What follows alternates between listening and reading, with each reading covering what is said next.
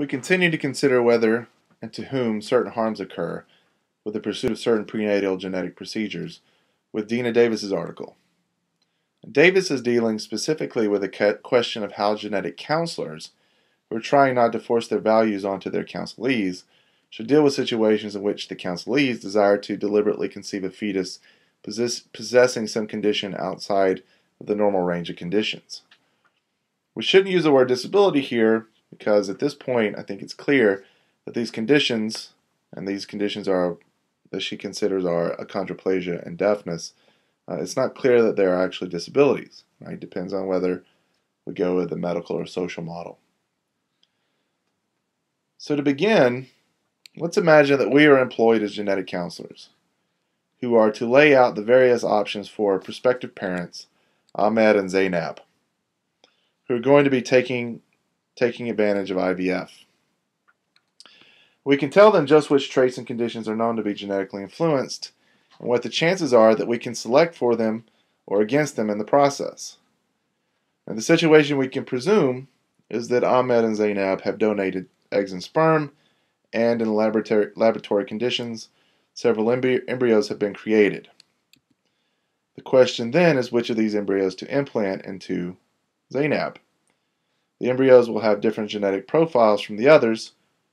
Each of the embryos will have different genetic profiles from the others, so these profiles will presumably be relevant in choosing which embryos to implant. And some of the decisions would likely not be difficult. If given the choice between an embryo that has genes that will not be problematic for development and one that has a gene that will make, say, miscarriage likely, the obvious choice is to go with the first embryo. But beyond that, as genetic counselors, we don't want to influence Ahmed and Zainab, since we are only consulted for information, not necessarily advice. We want to ensure neutrality. We want to make sure that our values are not pushed, even subconsciously and implicitly, onto the prospective parents, Ahmed and Zainab. After the child is delivered, our role in the lives of the child and parents has ended. It's done. The parents, Ahmed and Zainab, however, will have to raise the child, so they should decide which child to raise. But now imagine that Ahmed and Zainab ask whether any of the embryos have the genetic material for achondroplasia. As we saw earlier, this is a genetic condition that results in dwarfism, or deafness, a condition that we saw discussed in the article by Chadwick and Levitt. We determine that some of them do. They then express their wish that only these embryos be implanted. Let's take deafness as a primary example. Ahmed and Zainab say they want only the embryos with the genetic predisposal to deafness be implanted. What should we do? Should we advise them away from it? Because after all, deafness is, at least considered by most people, a disadvantage. Or should we honor their wishes without comment? As Davis says, this issue has traditionally been thought to be and resolve around a tension between autonomy and beneficence, two of the three conflicting values that we saw in one of the introductory podcasts. The parents, the tension here is that the parents should have the choice to decide which embryo to implant. That's the autonomy. But the suffering of the person of much less than average height, if it's achondroplasia, or who experiences deafness, should be considered as well. So we want to take into account the well-being of the child that will develop from the embryo. But Davis wants us to think of the issue differently. She thinks that this new way of thinking about it actually makes things clearer. And here's what she writes. I propose that, rather than conceiving this as a conflict between autonomy and beneficence, we recast it as a conflict between parental autonomy and the child's future autonomy, what Joel Feinberg has called the child's right to an open future. Now notice that we are talking here about rights and not harm, even if we might say that violating rights causes harm, and even perhaps that it's this harm that makes violating rights wrong. If Davis were talking just about harm, then she would run into the problem of how harm can occur to a person who doesn't exist yet, or who isn't said to be harmed at the time the act is performed. It might be said that a person's rights exist even before the person exists. Moreover, rights might exist before a person can exercise these rights.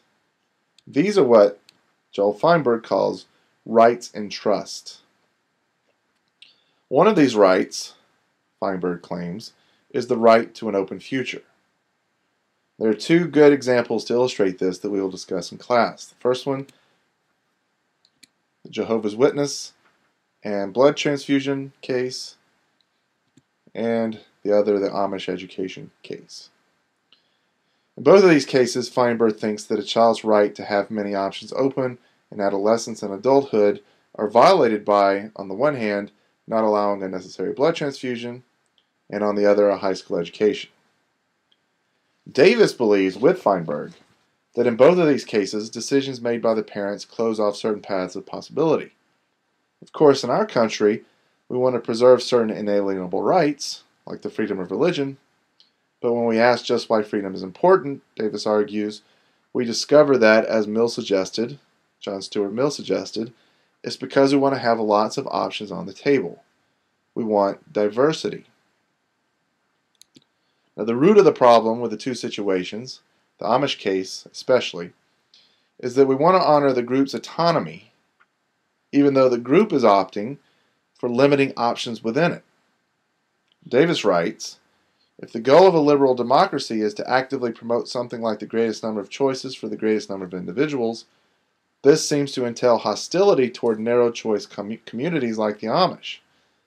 But if the Amish, because of that hostility, fail to flourish, there will be fewer choices available to all.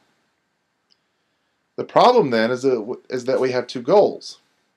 And in the case of the Amish, we can't have them both.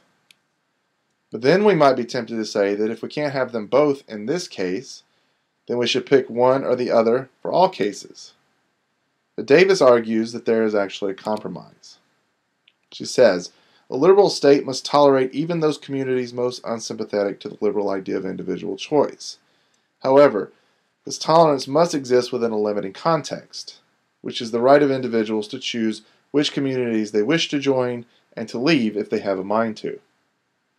In other words, we should allow certain groups to push anti-democratic values within our own democratic society, but only so long as the group's members are free to choose to live their lives according to those anti-democratic values.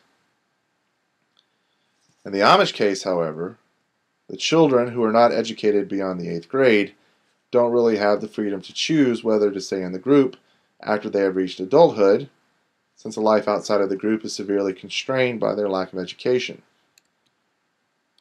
The Amish group's decision to halt education at 13 closes off most paths that would be open but for the lack of education. Thus, according to Davis, the Amish should have been compelled to require education until 16 for their members. Now, to return to the deaf couple, Ahmed and Zainab, wanting to implant an embryo with the deafness gene. Davis believes that we should focus on the second formulation of Kant's categorical imperative that I talked about in an earlier podcast, that prohibits treating a person merely as a means and not as an end. Here's a quote from Davis. Parental practices that close exits virtually forever are insufficiently attentive to the child as end in herself. By closing off the child's right to an open future, they define the child as an entity who exists to fulfill parental hopes and dreams, not her own. A deaf couple, then, like Ahmed and Zainab, who want to choose the embryos with a deafness gene, would be treating the child the embryo becomes as a mere means, if the child's future were substantially closed as a result of the implantation. But is the child's future substantially closed? Davis discusses this question and we too will discuss it in class.